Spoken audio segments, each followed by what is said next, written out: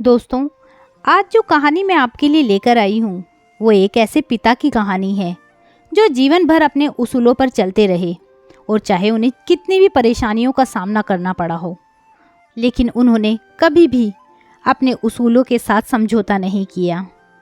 तो चलिए कहानी शुरू करते हैं।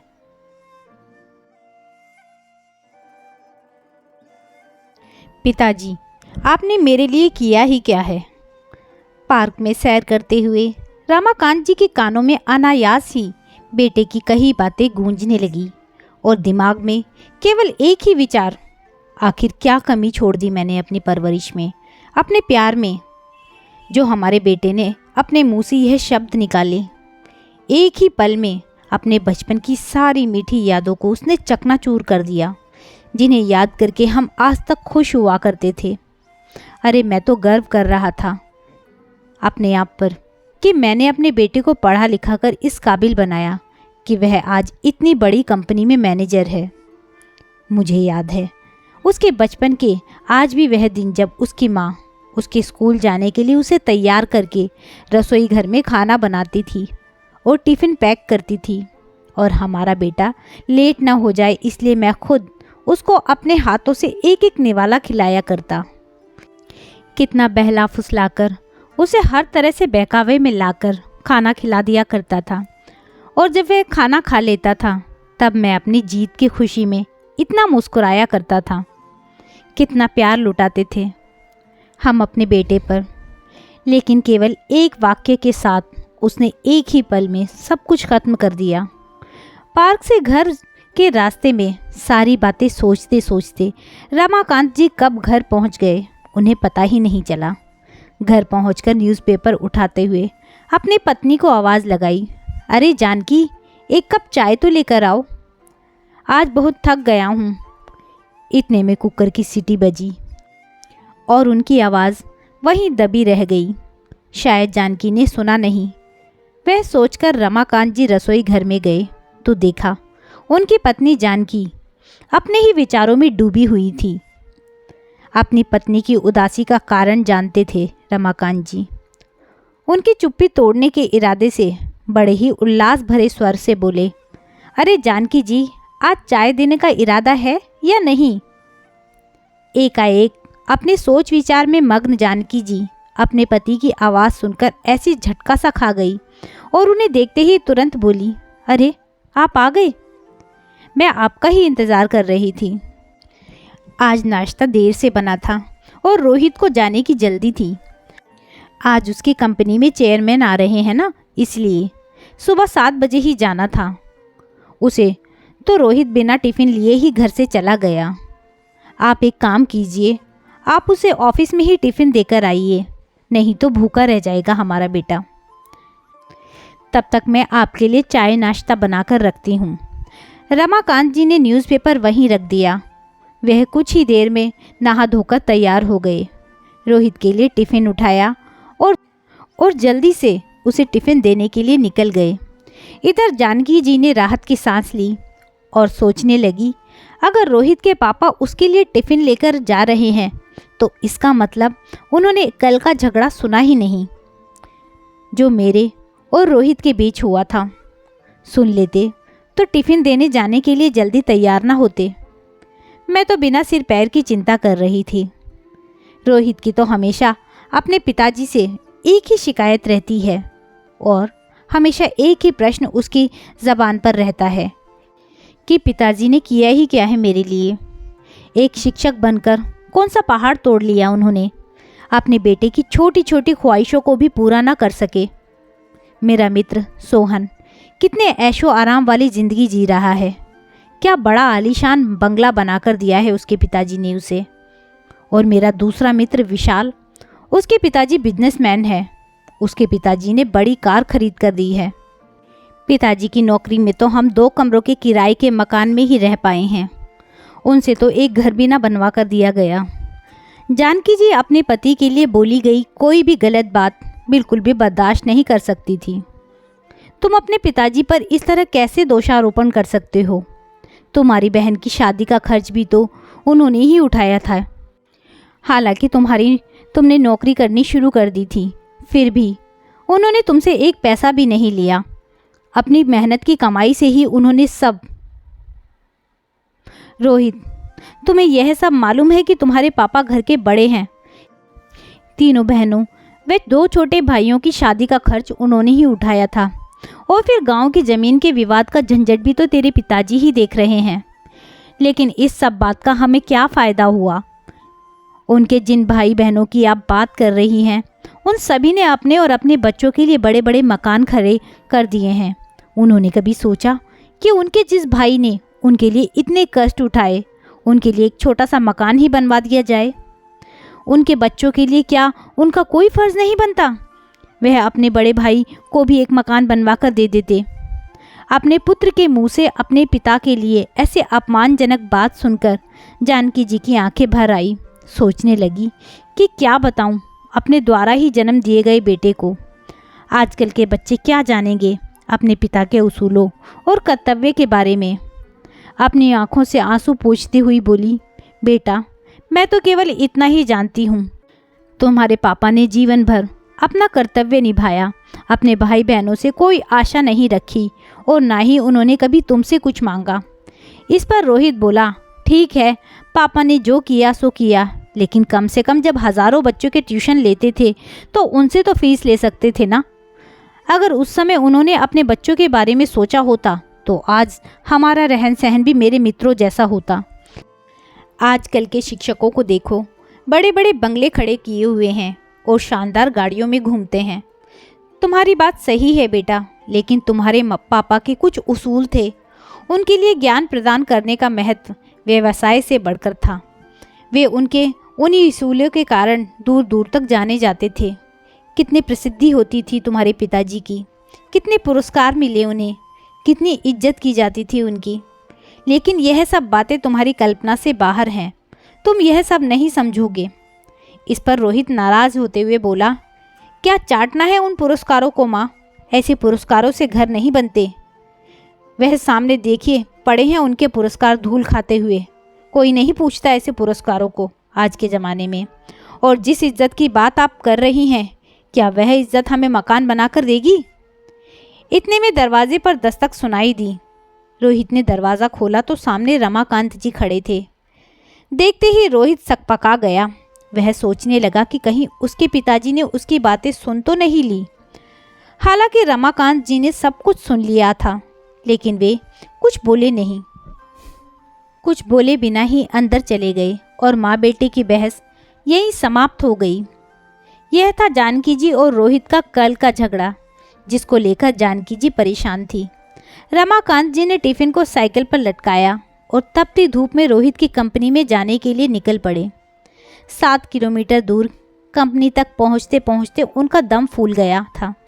कंपनी की गेट पर सिक्योरिटी गार्ड ने उन्हें रोक लिया। तुम्हारे रोहित साहब के लिए टिफ़िन देना है, अंदर जाऊं क्या? अभी नहीं, चेयरमैन साहब आए हुए हैं, गार्ड बोला। उनके साथ मीटिंग चल रही है, किसी भी क्षण वह मीटिंग खत्म होकर आ सकते हैं। आप बाजू में ही रहिए। रमाकांत जी थोड़ी दूरी पर धूप में ही खड़े रहे। आसपास कहीं भी बैठने के लिए जगह नहीं है। थोड़ी देर बोलते बोलते पूरा 1 घंटा बीत गया। खड़े खड़े पैरों में भी दर्द उठने लगा, इसलिए रमाकांत जी वहीं गर्मी से तपते हुए एक पत्थर पर बैठने लगे। तभी गेट पर आवाज़ आई। शायद मीटिंग खत्म हो गई थी। चेयरमैन साहब के पीछे पीछे कई अधिकारी और उनके साथ रोहित भी बाहर आया। उसने अपने पिताजी को वहाँ खड़ा देखा तो मन ही मन सोचने लगा कि अगर टिफ़िन घर पर रह गया था तो क्या ज़रूरत थी लेकर आने की। ऊपर से कुर्ता पजामा पहन कर आए हैं, कम से कम मेरी रेपुटेशन का तो ख्याल किया होता। चेयरमैन साहब कार का दरवाज़ा खोलकर बैठने ही वाले थे तो उनकी नज़र रमाकांत जी की ओर गई। वह गाड़ी में बैठते बैठते रुक गए और रमाकांत जी को देखने लगे। वह सामने कौन खड़ा है? उन्होंने सिक्योरिटी गार्ड से पूछा। आपने रोहित सर के पिताजी हैं, उनके लिए खाने का टिफ़िन लेकर आए हैं, गार्ड ने कपकपाती आवाज़ में कहा। उनको यह देखकर रोहित सोचने लगा कि भगवान, जो नहीं होना था वही हो रहा है। मेरे पिताजी ने तो मेरी इज्जत की धज्जियाँ उड़ा कर रख दी हैं। रोहित के तन से पसीने की धाराएं बहने लगीं। क्रोध और डर से उनका दिमाग सुन्न हुआ जान पड़ने लगा। गार्ड की आवाज़ देने पर रमाकांत जी पास आए। चेयरमैन साहब आगे बढ़े और उनके समीप गए। आप तो मास्टर जी डीएवी स्कूल के शिक्षक थे ना? जी हाँ, लेकिन आप कैसे पहचानते हैं मुझे? हम पहले तो कभी नहीं मिले। कुछ समझने से पहले ही चेयरमैन ने रमाकांत जी के चरण छुए। सभी अधिकारी और रोहित यह दृश्य देखकर अचंभित रह गए। सर, मैं रमेश गुप्ता, आपका वही नालायक विद्यार्थी जो आपके शिक्षा के सहारे आज यह सब बन सका है। याद है आपको? आप मुझे घर पर पढ़ाने आते थे। हाँ, याद आया। बाप रे, बहुत बड़े व्यक्ति बन गए हैं आप तो। चेयरमैन फिर बोले, सर आप यहाँ धूप में क्या कर रहे हैं? आइए अंदर चलते हैं, बहुत बातें करनी हैं आपसे। सिक्योरिटी, तुमने इन्हें अंदर क्यों नहीं बिठाया? गार्ड ने सर नीचे झुका लिया। उन्हें डांटते देखकर रमाकांत जी बोले, उनकी कोई गलती नहीं है सर, आपकी मीटिंग चल रही थी। आपको तकलीफ़ ना हो इसलिए मैं बाहर ही रुक गया। कृपया आप मुझे सर कहकर शर्मिंदा ना करें। चेयरमैन ने हाथ जोड़कर विनती की। यह सब देखकर रोहित की हैरानी का ठिकाना न रहा। चेयरमैन साहब ने रमाकांत जी का हाथ अपने हाथ में ले लिया और उनको अपने आलीशान चैम्बर में ले गए। बैठिए सर। चेयरमैन सर ने अपनी कुर्सी रमाकांत जी की तरफ बढ़ाते हुए कहा। नहीं नहीं, यह कुर्सी आपकी है। रमाकांत जी ने सकपकाते हुए कहा। सर, आपके कारण ही यह कुर्सी मुझे मिली है, तो पहले आपका हक है। चेयरमैन साहब ने ज़बरदस्ती उन्हें अपनी कुर्सी पर बिठाया। रोहित इस दृश्य को देखकर बड़ी हैरानी से देख रहा था। तुम लोगों को मालूम नहीं होगा, वर्मा सर नहीं होते तो आज यह कंपनी नहीं होती और मैं मेरे पिताजी की अनाज की दुकान संभालता रहता।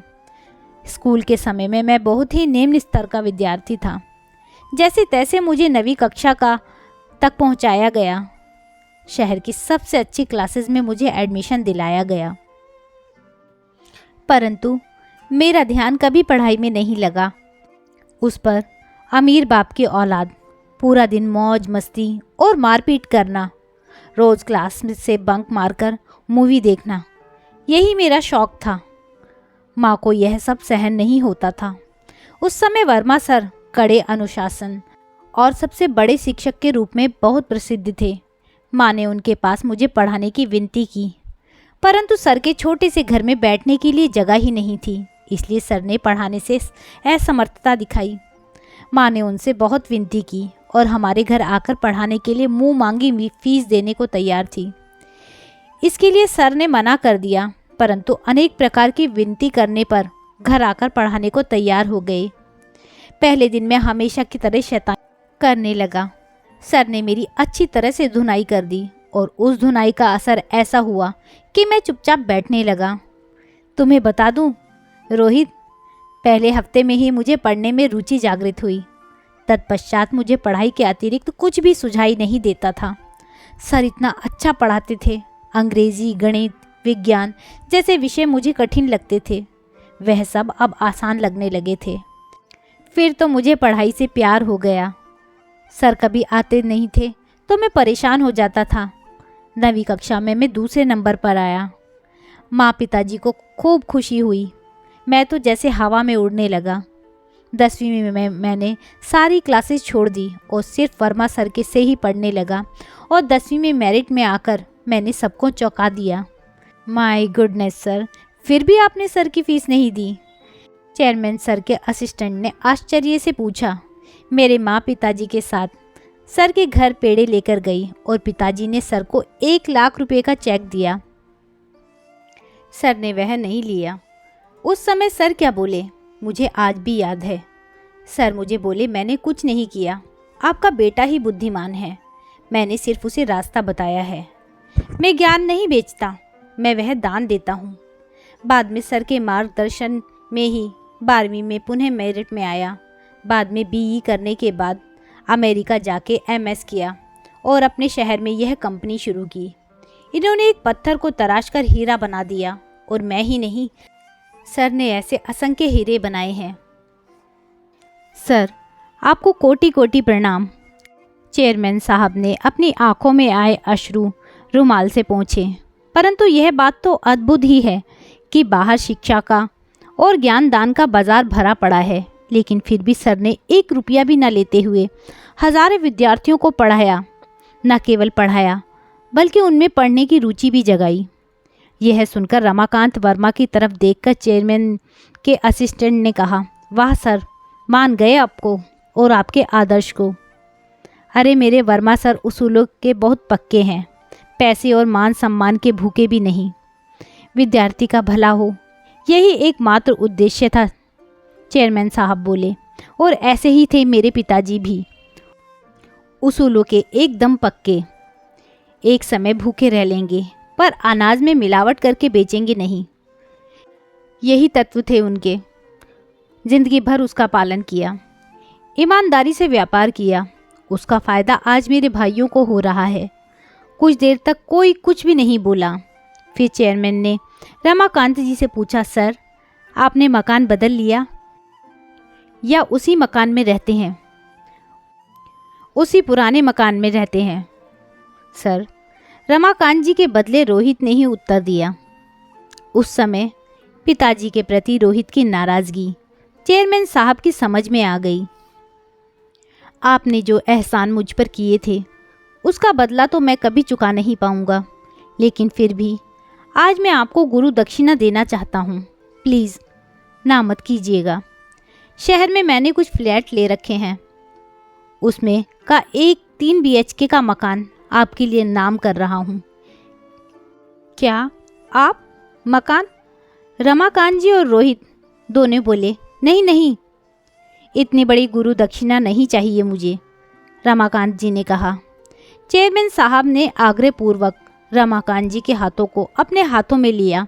सर प्लीज़ ना मत करिए और मुझे माफ़ करें कि काम की अधिकता में आपको गुरु दक्षिणा देने में पहले ही बहुत देर हो चुकी है। उसके बाद चेयरमैन सर ने सभी के लिए चाय मंगाई। रमाकांत जी ने ढेर सारी बातें की और उनके चरण स्पर्श करके आदर सहित उन्हें विदा किया। जब रमाकांत जी चले गए तो चेयरमैन ने रोहित से पूछा, रोहित तुम्हारी शादी हो गई क्या? नहीं सर, पक्की हो गई है, और जब तक रहने को अच्छा घर नहीं मिल जाता तब तक शादी नहीं हो सकती। ऐसी शर्त मेरे ससुर जी ने रखी है, इसलिए अभी तक शादी की डेट फिक्स नहीं की। चेयरमैन ने फ़ोन उठाया और किसी से बात करने लगा। समाधान कारक चेहरे से फ़ोन रखकर धीरे से बोला, अब चिंता की कोई बात नहीं, तुम्हारा मैरिज गार्डन का काम भी हो गया। हेरिटेज गार्डन को तो मालूम ही होगा। सर वो तो बहुत महंगा है। अरे तुम्हें क्या पैसे चुकाने हैं? सर के सारे विद्यार्थी सर के लिए कुछ भी कर सकते हैं।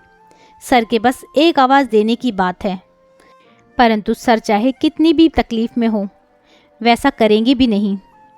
इस जगह का मालिक सर का विद्यार्थी है, उसे मैंने सिर्फ बताया है, और सिर्फ यही नहीं, भोजन सहित संपूर्ण शादी का खर्च भी उठाने की जिम्मेदारी ली है उसने, वह भी खुशी से। तुम केवल तारीख बताओ। बहुत बहुत धन्यवाद सर। रोहित अत्यधिक खुशी से हाथ जोड़कर बोला, धन्यवाद मुझे नहीं, तुम्हारे पिताजी को करो। यह सब उन्हीं के उसूलों का ही परिणाम है, और मुझे एक वचन दो रोहित, सर की अंतिम सांस तक तुम लोग उन्हें अलग नहीं करोगे और उन्हें कोई दुख नहीं दोगे। मुझे जब भी मालूम चला कि तुम उन्हें परेशान कर रहे हो तो न केवल इस कंपनी से निकाल दूंगा, बल्कि पूरे शहर में किसी भी स्थान पर नौकरी करने लायक नहीं छोड़ूंगा। ऐसी व्यवस्था कर दूंगा। चेयरमैन साहब कठोर शब्दों में बोले, नहीं सर, मैं वचन देता हूँ, मैं यह सब कुछ भी नहीं होने दूंगा। रोहित हाथ जोड़कर बोला। शाम को जब रोहित घर आया तब रमाकांत जी किताब पढ़ रहे थे। जानकी जी पास ही बैठी हुई चावल से कंकड़ निकाल रही थी। रोहित ने बैग रखा और रमाकांत जी के पांव पकड़कर बोला, पापा मुझसे गलती हो गई, मैं आपको आज तक गलत समझता रहा। मुझे पता नहीं था पिताजी कि आपके उसूलों का इतना महत्व है, आपका व्यक्तित्व इतना महान है। कल ही मैंने आपके बारे में माँ को इतना अनाप शनाप बोला, आप नहीं जानते। इसके लिए भगवान मुझे कभी माफ़ नहीं करेगा। मुझे मालूम है बेटा, मैंने दरवाजे के बाहर खड़े हुए सब सुन लिया था, फिर भी आज मुझे टिफ़िन देने आए। रोहित की आंखें आंसुओं से डबडबा गई। कुछ कहने के लिए उसे शब्द ही नहीं मिल रहे थे। रमाकांत जी ने उसे उठाकर उसे अपने सीने से लगा लिया। आज रोहित को अचानक क्या हुआ, जानकी जी को समझ में नहीं आ रहा था, परंतु कुछ अच्छा घटित हुआ है, इसलिए पिता पुत्र में इतना प्यार उमड़ रहा है। यह देखकर उनके नैनों से भी कुछ बूंदें गालों पर लुढ़क आई। तो दोस्तों, यह थी एक कहानी, एक छोटी सी कहानी जो हम सबको बहुत बड़ी सीख देती है। आपको यह कहानी कैसी लगी मुझे कमेंट करके ज़रूर बताइएगा। यदि आपको कहानी अच्छी लगी हो तो कहानी को लाइक कीजिएगा, शेयर कीजिएगा और मेरे चैनल को सब्सक्राइब करना ना भूलिएगा। साथ ही साथ बेल आइकन प्रेस करना ना भूलिएगा ताकि आने वाली कहानियों का नोटिफिकेशन आपको मिल सके। कहानी सुनने के लिए बहुत बहुत धन्यवाद।